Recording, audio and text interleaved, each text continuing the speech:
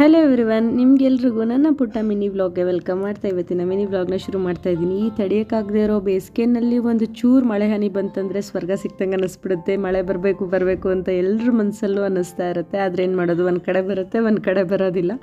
ಆಗ ಕಡೆ ಮಳೆ ಆಗಿದೆ, ಆದರೆ ನಾವಿರೋ ಕಡೆ ಮಳೆ ಆಗಿಲ್ಲ. ಈ ಮನೆಗೆ ಬಂದಮೇಲೆ ಪ್ರತಿದಿನ ಸಂಜೆ ಹೊತ್ತು ಟೆರೆಸ್ ಮೇಲೆ ಸ್ವಲ್ಪ ಹೊತ್ತು ಟೈಮ್ ಸ್ಪೆಂಡ್ ಮಾಡೋದು ಇವಾಗಿನ ಹೊಸ ರೋಟೀನ್ ಅಂತಲೇ ಹೇಳ್ಬೋದು.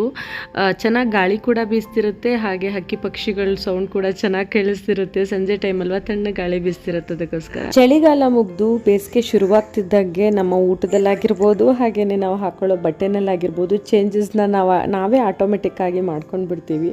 ಊಟದಲ್ಲಿ ಆದಷ್ಟು ಲಿಕ್ವಿಡ್ ಐಟಮ್ಸ್ನ ಜಾಸ್ತಿ ಕನ್ಸ್ಯೂಮ್ ಮಾಡೋಕ್ಕೆ ಇಷ್ಟಪಡ್ತೀವಿ. ಹಾಗೆ ಬಟ್ಟೆನಲ್ಲಿ ನಾವು ಆದಷ್ಟು ಕಾಟನ್ ಬಟ್ಟೆನ ಪ್ರಿಫರ್ ಮಾಡ್ತೀವಿ. ಬೇಸಿಗೆಗೆ ಕಾಟನ್ ಬಟ್ಟೆ ತುಂಬ ಒಳ್ಳೆಯದಂತ ಹೇಳಿ. ಬೇಸಿಗೆಯಲ್ಲಿ ಯಾವಾಗಲೂ ತಣ್ಣಗಿರೋ ನೀರು, ತಣ್ಣಗಿರೋ ಜ್ಯೂಸು, ಹಾಗೆ ತಣ್ಣಗಿರೋ ಐಸ್ ಕ್ರೀಮ್ನ ತಿನ್ನೋದಕ್ಕೆ ಇಷ್ಟ ಆಗುತ್ತಲ್ವ. ಅದಕ್ಕೆ ನಾನು ಮನೆಯಲ್ಲೇ ಫ್ರೂಟ್ ಸಲಾಡ್ನ ಮಾಡಿದ್ದೆ. ಈ ಫ್ರೂಟ್ ಸಲಾಡ್ಗೆ ಐಸ್ ಕ್ರೀಮ್ ಹಾಕ್ಕೊಂಡು ತಿಂದರೆ ಇನ್ನೂ ತುಂಬಾ ಚೆನ್ನಾಗಿರುತ್ತೆ. ಫ್ರೂಟ್ ಸಲಾಡ್ ಮಾಡಿ ಸ್ವಲ್ಪ ಹೊತ್ತು ಫ್ರಿಜ್ಜಲ್ಲಿ ಇಟ್ಟು ತಣ್ಣಗಾದ್ಮೇಲೆ ತಿಂದರೆ ಇನ್ನೂ ಸಖತ್ತಾಗಿರುತ್ತೆ. ಇವತ್ತಿನ ನನ್ನ ಮಿನಿ ವ್ಲಾಗ್ ಇಷ್ಟೇ.